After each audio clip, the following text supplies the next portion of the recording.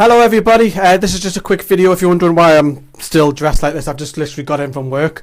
So I just want to quickly talk about some fringe players who looks like they could be heading out the door, or if not, in serious risk of not having a future at the club. So I'm going to run through a quick list of players.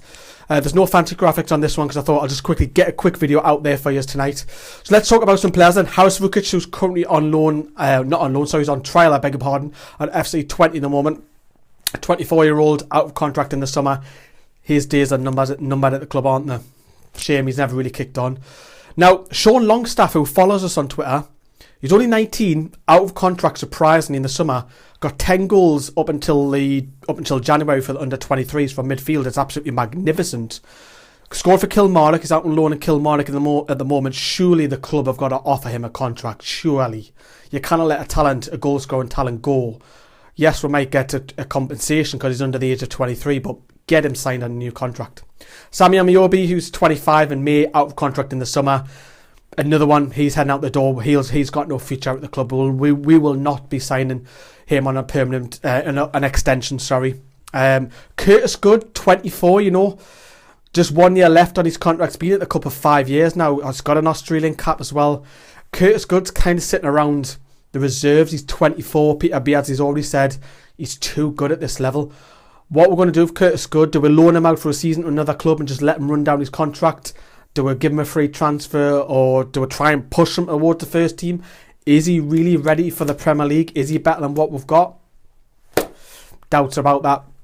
Chris Natsu, 25, currently on loan from Chelsea. Do we sign him permanently at the end of the season? How much are Chelsea asking for? Was he Premier League quality really? If he can't knock Gouffran out the first team, is he really Premier League quality? Comment down there below. Johan Gouffran, speaking to him, he's almost 31 in May. Another one, he's out of contract in the summer. What do we do with Gouffran? Do we offer him a contract?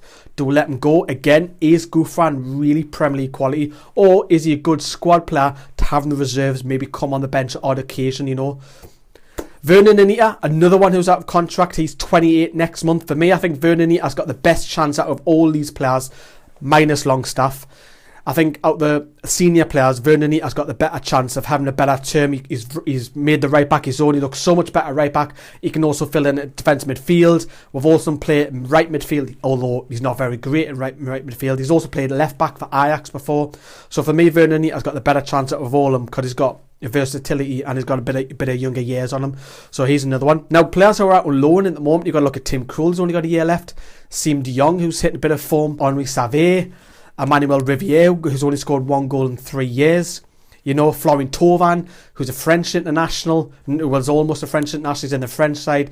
He looks like he's on his way to Marseille because all they've got to do is activate that transfer clause. Rumoured to be about 9.5 million, but yes, it's a loss, but cashing on because he's never really made the grade at Newcastle. Yes, he's hitting form in Ligue 1, but Premier League's a different level. And then you look at some of the under-23s who are away at the club. I think Lubusaka's on his way out.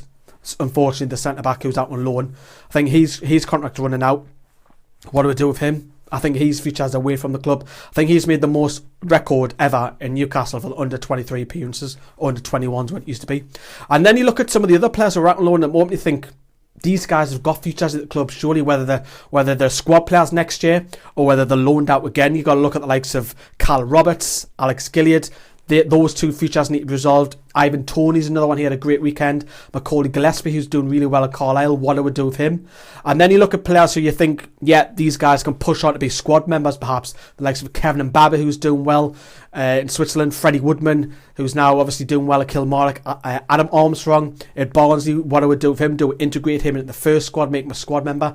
So there's 3-4 players there who you've got to look at. So all these fringe players / a couple of first team players here, futures doubts remain, and that's not even talking about none of the first team regulars. All these players have listed there, about 12-13 of them. What do we do with all of these players? Do we sign just 1 and 2 of them, loan maybe some of the youngsters out? Love to know your thoughts, who you would keep out of that list, who would you let go as well. Let us know what your thoughts down there below. And the podcast is almost done. Woo! Hallelujah. After a couple of nightmare, that's actually processing as we speak at the minute.